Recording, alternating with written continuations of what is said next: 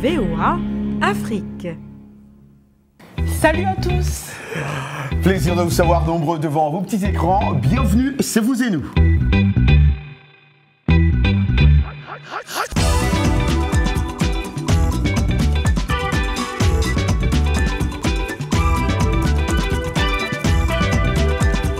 Ravi de vous retrouver et j'espère que vous allez bien derrière vos petits écrans, comme tu dis. Ah oui. Et au sommaire de Vous et nous cette semaine, un reportage sur les pères qui ont décidé de prendre soin d'eux. On parlera musique avec le groupe congolais Zaiko Langalanga en tournée américaine. Jossar Nyokalongo nous a rendu visite à Voice of America. Au Sénégal, une plateforme lutte contre les faux médicaments et permet d'en trouver à prix abordable. Nous vous proposerons aussi bien sûr nos segments hebdo, hashtag vous et nous anglais express et d'autres rubriques. Mais d'abord, coup de projecteur sur le Tchad, Ekia. Oui, on va partir à N'Djamena, la capitale, qui a abrité pour la toute première édition la Coupe d'Afrique du Slam Poésie qui s'est tenue du 5 au 10 novembre. La compétition a réuni 36 nations africaines. Elle a permis aux slameurs du continent de s'affronter sur l'art du spoken word, comme on dit ici. Ouais. Nesta Yamgoto nous en dit plus. Le slam a résonné à l'espace Talino Manou, situé en plein cœur de N'Djamena. Plusieurs artistes sont venus du Gabon, du Sénégal ou encore du Togo. Au total, 36 pays africains se sont affrontés lors de la première édition de la Coupe d'Afrique d'Islam, sous les yeux ébahis d'un public conquis. Venus de 4 coins du continent, tous les artistes ont pris le micro pour faire passer des messages en islamant, famine, guerre, problème de démocratie. Voici les thèmes majeurs de chansons de ces slameurs. Après 5 jours de compétition, ce sont les vers poétiques et enchantés d'Al-Farouk, slameur venu tout droit du pays de la Teranga, qui ont séduit le jury. À 27 ans, il remporte la compétition. Je suis très heureux en fait de recevoir cette distinction-là, qui n'est pas faite en mon nom, mais au nom de tout le Sénégal, de toute la Casamance et de toutes les personnes qui m'apprécient réellement et apprécient le slam et la poésie. C'est l'islameur Croque-Mort, un artiste tchadien qui a organisé cette première Coupe d'Afrique d'Islam. Passionné de musique depuis une dizaine d'années, il a voulu mettre à l'honneur le slam au cœur d'un continent où ce genre musical reste inconnu du grand public. Il fallait essayer, on a essayé, on est arrivé à ces résultats et je suis très fier et peu importe, celui qui gagne c'est toujours l'Afrique qui gagne parce que pour nous l'objectif justement c'était d'unir les Africains, de mettre tout le monde en réseau. Donc quand vous avez tous ces lauréats qui vont bientôt, qui se sont échangés des coordonnées pour continuer à travailler ensemble, quand vous avez tous ces journalistes qui sont en train de travailler ensemble, venir de différents horizons, je pense que ça c'est un pari à gagner pour l'Afrique. La première Coupe d'Afrique d'Islam a été un succès, avec 1500 spectateurs venus voir les artistes sur scène. Il reste à attendre la deuxième édition pour confirmer l'attrait d'Islam en Afrique. Wow, Ekia, j'aime beaucoup comment tu as dit spoken word. Quand j'étais encore jeune, je voulais vraiment. Ça ne m'étonne pas, ouais, ça tirait bien. Tu penses? Mais oui, tu peux toujours le faire. Tu peux essayer de faire ça prochainement avec moi, ici? Non, mais pourquoi tu veux que moi je fasse? C'est toi qui as ce talent. Parce que je sais que tu es aussi artiste. C'est pourquoi j'ai dit ça. Et je suis sérieux quand je dis ça. Voilà, on reste toujours dans l'art. L'artiste musicien congolais Jossar Nyokalongo et son tout-choc, anti-choc Zaiko Langalanga séjournaient ici aux États-Unis pour une tournée. Et la première prestation avait eu lieu au Globe Theatre à Los Angeles. Le jour même de son anniversaire, il avait 65 ans. Yann Yosh et toute son équipe sont passés nous rendre visite dans mon émission Radio RM Show, que tu connais, qui a d'ailleurs. Jossar a répondu à la question de l'interdiction des spectacles des musiciens congolais en Europe, le phénomène combattant. Suivant. Ce qui se passe au pays, je dirais, par rapport aux assassinats et tout, ça fait mal au cœur. Mais il faut que nous le sachions, donc sans hypocrisie. Mais ceux qui payent le lourd tribut, ce sont ceux qui sont au pays. Même quand il y a des marches et tout, ce sont ceux qui sont au pays. Quand on parlait des fosses communes, ce sont les Quinois qui sont dans ces fosses communes. Ce ne sont pas nos compatriotes qui sont ici en Europe. Je dirais, leur combat est noble, mais ils doivent faire la différence. Nous faisons notre travail. Les amis combattants, ce sont des amis, ce sont des frères, ce sont des compatriotes. Que vous connaissez très bien. Ils faisaient des transferts d'argent pour les familles. C'est avec quel document d'identité que nos parents, qui sont leurs parents, récupéraient l'argent chez Western Union. C'est avec La carte d'électeur, donc c'est-à-dire les parents se sont enrôlés. Et quelle est la sanction qu'ils avaient prise pour leurs parents? Je crois, s'ils trouvent qu'il y a quelque chose, c'est mieux de boycotter, mais pas par la violence. Ils peuvent boycotter nos prestations, dire que voilà, on n'assiste pas au conseil de Kofi, de Nyok Kalongo et tout, mais nous menacer physiquement et tout ça, c'est pas une raison. Nous sommes des Africains. Tout se règle sous un arbre. On doit parler. Ils ne peuvent pas refuser à nous parler. On doit se parler entre nous. Parce qu'il y a certaines choses que je ne peux pas dire ici à la radio. Ce n'est pas Kofi, Wera, JB, Nyok Kalongo qui ont placé ce pouvoir en place. Non. Merci Roger pour ce témoignage que tu as pu recueillir. On sent quand même une petite amertume, mais on y reviendra. Les artistes, souvent, on dit qu'ils sont la voix des sans-voix et chacune de leurs actions est scrutée dans le détail et sujet à interprétation. Et on peut rappeler à nos téléspectateurs qui ne sont pas forcément au fait de l'actualité avec les musiciens congolais. Et du contexte également du pays, que certains perçoivent des sommes pour les dédicaces qu'on appelle, si je prononce bien avec mon accent français, mabanga. Les mabanga pour dire les pierres. Voilà. Les pierres. En Côte d'Ivoire, ils disent atalakou. Et en fait, en chantant le nom de sommité, de sportif ou même de monsieur, madame, tout le monde, on peut percevoir, enfin les artistes peuvent percevoir de l'argent. Exactement. Et ça les aide à vivre. Moi, par exemple, j'ai eu une dédicace de Ferrigola. Je n'ai pas donné d'argent. Il a trouvé que je valorisais bien sa musique quand j'étais sur une autre antenne. Et j'ai eu gratuitement une dédicace. Mabanga, voilà. Donc, ce qui m'inquiète un peu, Roger, je dois l'avouer, c'est qu'il y a des exemples de personnes qui ont chanté pour des sommités qui sont décriées par certaines parties de la population, qui aujourd'hui regrettent et ont un autre discours et font autre chose. Mais c'est comme si...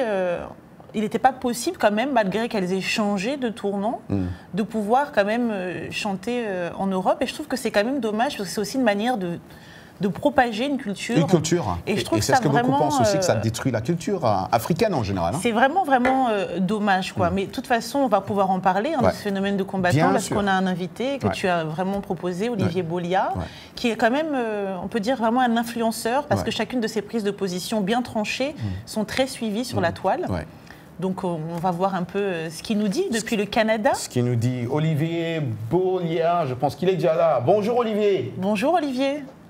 Bonjour Roger, bonjour à tout le monde. Comme il est galant, il me laisse parler en premier. Donc Olivier, j'ai pu un peu suivre vos actualités, vos vidéos et puis vos pages Facebook notamment.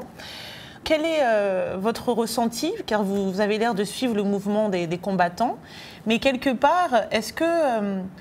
vous avez l'impression, parce que c'est quand même louable à la base, les combattants veulent qu'il y ait un éveil des consciences, mais est-ce que vous n'avez pas l'impression qu'il y a aussi des artistes qui sont apolitiques, qui n'ont pas forcément envie d'avoir des prises de position politiques? Tout le monde n'est pas Tiken Jah Fakoly, par exemple. Est-ce que vous avez l'impression que c'est vraiment la bonne démarche? Et pourquoi? J'aimerais dire d'emblée que c'est une bonne démarche, parce qu'il faut vraiment retourner dans les contextes. Premièrement aussi, je voudrais clarifier que je ne suis pas le combattant, je suis un des impulseurs de ce mouvement. Donc, dans ce sens, je connais un peu très bien les revendications et pourquoi nous utilisons cette arme, le boycott de concerts en Occident. Nos ancêtres, vers les années de l'indépendance, beaucoup d'entre eux ne savaient ni lire ni écrire, donc la musique était un des véhicules de choix pour véhiculer n'importe quel message, que ce soit d'amour, que ce soit de messages politiques. On se souvient de Adou Elenga qui a chanté un jour, Mokileko Baluka, que j'ai traduit qu'un jour le monde va changer. Là, il s'adressait aux Belges, les colonisateurs, pour leur dire que la manière dont vous traitez les Congolais aujourd'hui, un jour les choses changeront, le noir sera au-dessus. Mais Olivier, aujourd'hui, il y a quand même des personnes, des artistes qui ne font pas de politique et qui font des choses pour le pays, qui construisent des écoles, qui aident des hôpitaux, mais qui ne veulent pas prendre parti politique. Donc concrètement, pourquoi les empêcher de chanter? Parce qu'ils ne sont pas politiciens en fait. Oui, la musique, c'est un moyen de communication en RDC. Oui, tout à fait. C'est un moyen de partager les souffrances, de partager les différents sentiments ressentis, comme vous avez dit, politiques et d'autres choses. Et ces gens-là préfèrent ignorer la souffrance. Le Congo est le pays, parmi les 3 derniers pays les plus pauvres du monde. Ouais. À quand la fin de cet embargo d'après vous? On ne peut pas chanter comme la cigale tout l'été quand les pays est en souffrance. À la fin, c'est quand Donc les gens doivent arrêter de travailler parce que le pays est en souffrance. Voilà, donc on aura un gouvernement réellement démocratique où les citoyens, les enfants iront à l'école, où les femmes, 2 millions de femmes sont violées à l'est du pays et nous on danse. Ça n'a pas de sens, madame. Ça n'a pas de sens dans un pays où on a violé 2 millions de femmes que la population se mette à danser du matin au soir. Alors nous avons dit on va prendre une pause, on ne refuse pas le playback, des choses comme ça. Voilà, on ne veut pas de concert simplement. Olivier Bolia, merci infiniment pour le temps que vous nous avez accordé aujourd'hui, Olivier. Merci. Merci à vous. Enchanté. Voilà, passons à présent à notre segment très prisé, en tout cas hashtag vous et nous. Cette semaine, vous avons demandé, vous avez posé la question de savoir que pensez-vous des artistes qui font la dédicace ou l'éloge de présidents ou personnalités politiques dans leurs chansons. Gabriel éloge qui est à Kinshasa, en République démocratique du Congo. Les artistes ne chantent pas pour la plupart par conviction, mais beaucoup plus par crainte de représailles. D'autres le font pour l'argent, car les droits d'auteur ne permettent pas de vivre en République démocratique du Congo. Et quand les combattants empêchent ces artistes de se produire à l'étranger, ils causent du tort à ces musiciens et à la culture congolaise. La rumba congolaise se fait devancer par le coupé-décalé et d'autres genres musicaux de l'Afrique, alors que jadis, la musique congolaise cartonnait dans toute l'Afrique. Kwaku Arnaud Asso, Abidjan, Côte d'Ivoire, un chanteur qui fait l'éloge d'un président ou d'un homme politique est un lâche-bot. Ça, c'est d'après lui en tout cas. Un mendiant, un danger pour son pays. Lorsqu'on est un leader d'opinion, on perd parfois certaines libertés. Conclusion, l'artiste doit être aux côtés de ses fans et donc du peuple. Donc, ils ont été inspirés. Je dois t'avouer qu'on a eu vraiment presque jamais vu autant de commentaires. Et ils ont tous, quelque part, un peu raison. C'est une question vraiment de regard de chacun. C'est une question de regard de chacun. Il y a certains qui conseillent aux combattants et aux artistes de s'asseoir sur une même table pour en parler et trouver une solution. Oui, malheureusement, le temps était court parce qu'ils n'ont pas tous les mêmes motivations. Les combattants, certains demandent de l'argent même. Et comme on a vu Nyo Kalongo, l'artiste, lui qui réclame, il veut vraiment s'asseoir avec les combattants parce qu'il voilà. L'avenir nous dira si les choses évoluent. C'est sûr. En tout cas, tout de suite, maintenant, c'est notre pause et on se retrouve juste après avec un reportage sur une plateforme sénégalaise. Ne manquez pas également l'Anglais Express. À tout de suite.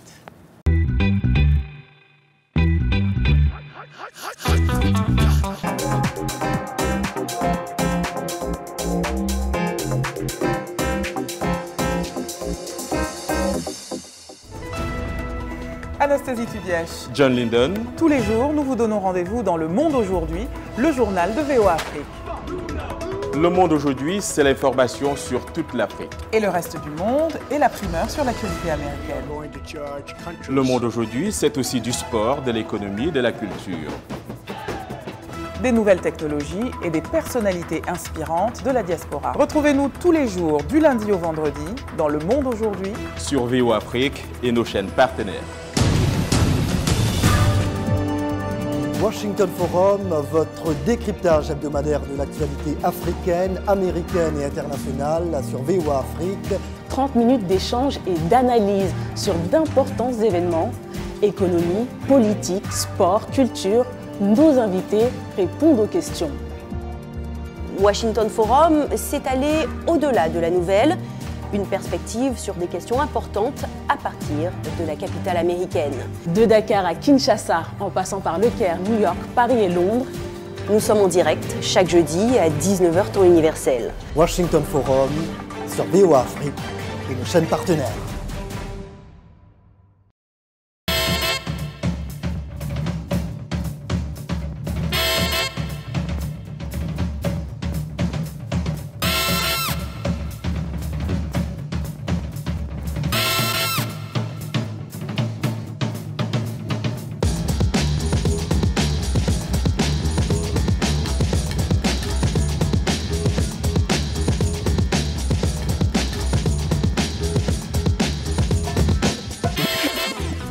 Vous et nous, part 2. Oui, c'est Anglais Express, hein, le moment que vous attendez tous pour apprendre un mot, une expression en anglais. C'est avec Michel Joseph. C'est tout de suite. Bienvenue à l'Anglais Express. Quand les personnes dans une conversation sont d'accord ou partagent les mêmes expériences, on entend ces expressions courantes. And so do I au présent, et moi aussi, et moi de même. And so have I, c'est le verbe avoir au présent. And so am I, c'est le verbe être au présent. And so was I, c'est le verbe être au passé. Pour ces exemples, nous allons rester dans le présent. La formule reste la même au passé. Imaginez tout simplement que quelqu'un vous parle d'une expérience et vous êtes d'accord ou vous avez une expérience similaire. Donc, la personne dit « I walk to work » et vous allez dire « And so do I » Je marche pour aller au travail. Moi aussi. « I have a reliable car » And so have I. J'ai une voiture fiable, dit la personne, et vous répondez « Et moi aussi, and so do I. I'm an English teacher, and so am I. Je suis prof d'anglais, et moi aussi. » Dans ce contexte où il y a un commentaire de quelqu'un, le verbe et le sujet sont inversés dans votre réponse comme dans le cas d'une interrogation. Ça complique un peu les choses. Donc, je répète, vous allez dire « And so do I » et moi aussi. On ne dira pas « And so I do »,« And so I have » ou bien « And so I am ». Vous n'allez pas dire ça. « And so do I »,« And so have I ». Mais heureusement, il existe une expression familière passe-partout pour la première personne que l'on emploie avec tout verbe, que cela soit au présent ou au passé. Me too, moi aussi. Ça règle le problème. Puisque je n'ai personne à mes côtés, imaginez tout simplement que je suis en compagnie de quelqu'un qui dit « I'm happy », je suis heureuse ou je suis heureux. Voici les réponses possibles. La personne dit « I'm happy », je suis heureuse. Et vous allez répondre « And so am I », verbe être au présent, ou bien « Me too », moi aussi. C'est simple. Au passé, I was happy, j'étais heureuse. And so was I. Et puis la formule plus simple, me too. Et comme vous le remarquez, l'expression me too s'emploie au présent tout comme au passé et dans tout contexte. C'est la réponse de facilité par excellence. Si vous ne savez pas quoi répondre ou comment répondre, dites tout simplement « Me too ». Donc, ils peuvent vous raconter toutes sortes de choses et vous dites « Me too ». Et tout le monde comprendra. Il y a aussi le cas où vous expliquez ce que vous avez en commun avec quelqu'un d'autre. Donc, vous allez dire « I'm a student and so is she ». Ou bien « and she is too ».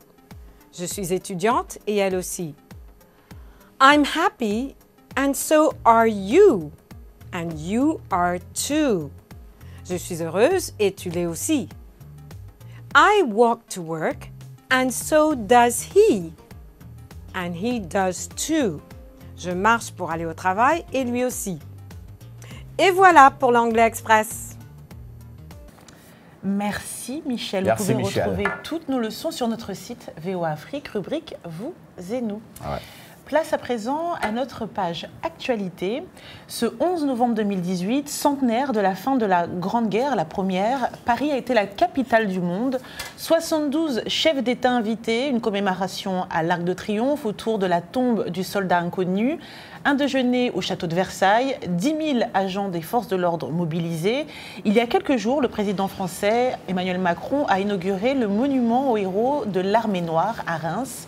Cette fois, la quasi-totalité des chefs d'État de l'Afrique de l'Ouest étaient réunis, mais aussi Paul Kagame, président du Rwanda, et Uhuru Kenyatta, son homologue kényan, ont été conviés. C'était l'occasion de rendre hommage aux 30 000 tirailleurs sénégalais morts entre 1914 et 1918.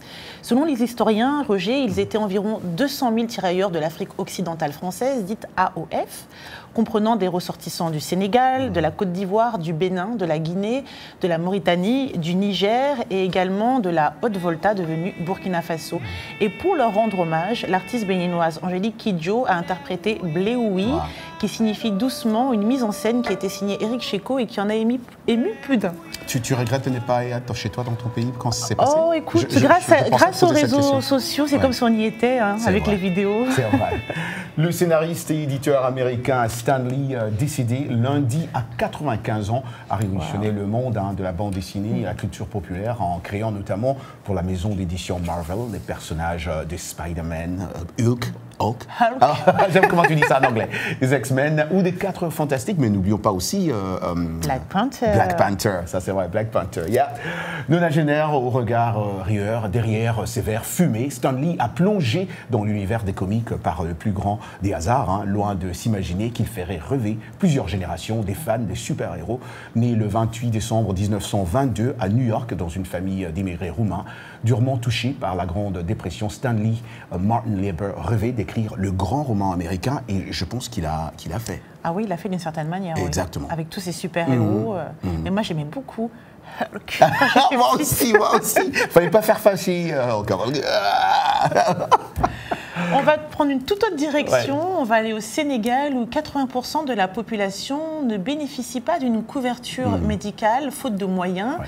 Les assurances maladie ou mutuelles ne sont pas utilisées par tous. Et de nombreux Sénégalais se tournent vers les faux médicaments qui sont moins chers. C'est pour lutter contre ce trafic, Roger, de faux médicaments et les rendre plus accessibles qu'un ingénieur sénégalais qui s'appelle Adama Kane a conçu Djoko Santé. C'est une plateforme de dépôt et de partage qui permet aux membres abonnés de partager les médicaments. Nous nous rendons donc à Dakar avec Nicolas Akweze pour le rencontrer. Selon l'Organisation mondiale de la santé, la majorité des dépenses médicales est consacrée aux médicaments, mais nombreux sont ceux qui n'ont pas les moyens suffisants pour se procurer des médicaments pourtant nécessaires.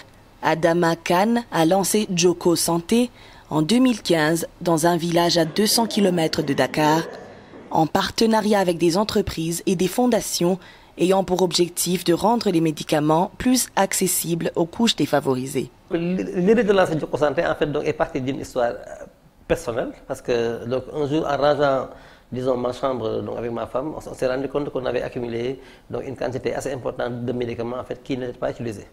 Donc, je n'avais rien à voir avec le monde de la santé, mais le fait d'avoir en fait, fait ce constat-là, en fait, donc, a fait que j'ai commencé donc, à m'intéresser aux médicaments.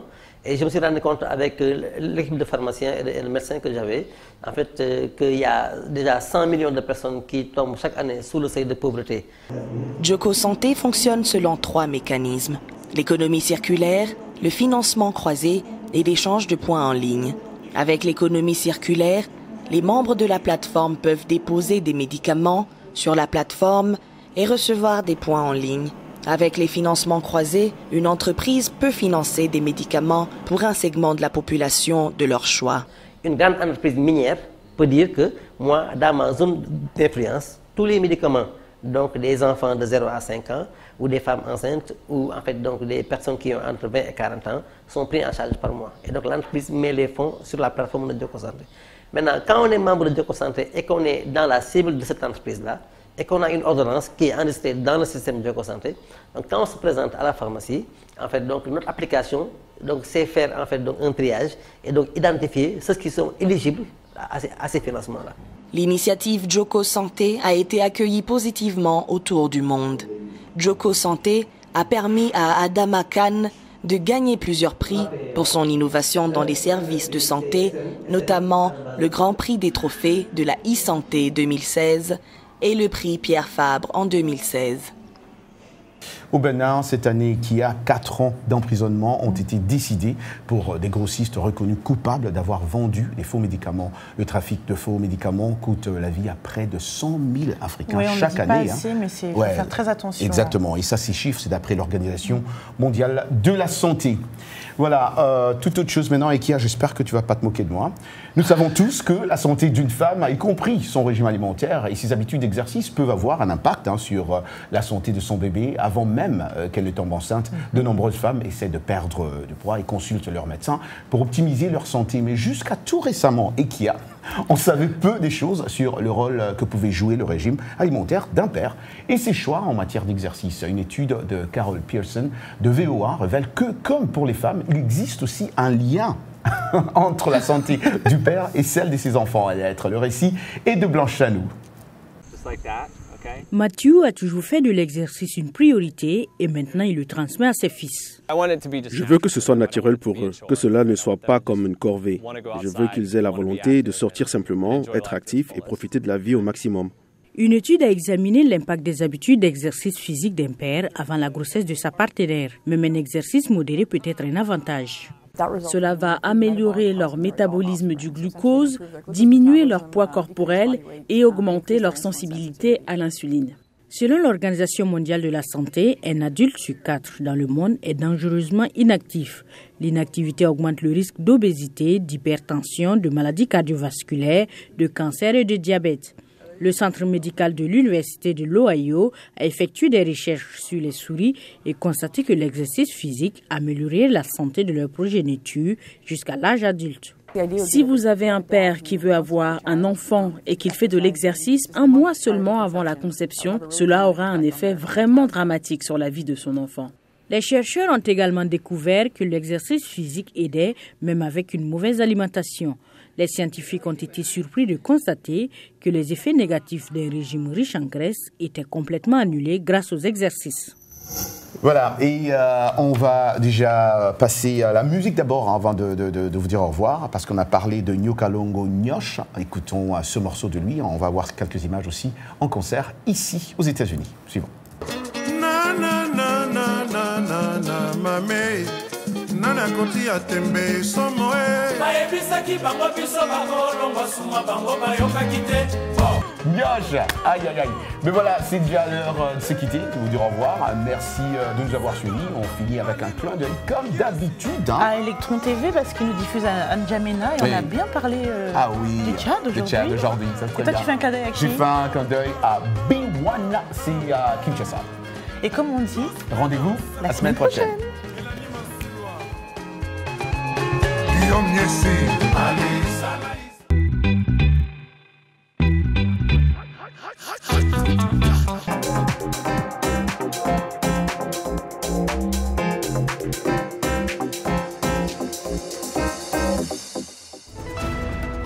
Anastasie Tudiach. John Linden. Tous les jours, nous vous donnons rendez-vous dans Le Monde aujourd'hui, le journal de VOA Afrique. Le Monde aujourd'hui, c'est l'information sur toute l'Afrique. Et le reste du monde et la primeur sur l'actualité américaine. Le Monde aujourd'hui, c'est aussi du sport, de l'économie, de la culture. Des nouvelles technologies et des personnalités inspirantes de la diaspora. Retrouvez-nous tous les jours, du lundi au vendredi, dans Le Monde aujourd'hui, sur VOA Afrique et nos chaînes partenaires. Washington Forum, votre décryptage hebdomadaire de l'actualité africaine, américaine et internationale sur VOA Afrique. 30 minutes d'échange et d'analyse sur d'importants événements, économie, politique, sport, culture. Nos invités répondent aux questions. Washington Forum, c'est aller au-delà de la nouvelle, une perspective sur des questions importantes à partir de la capitale américaine. De Dakar à Kinshasa, en passant par Le Caire, New York, Paris et Londres, nous sommes en direct chaque jeudi à 19h temps universel. Washington Forum sur VOA Afrique et nos chaînes partenaires.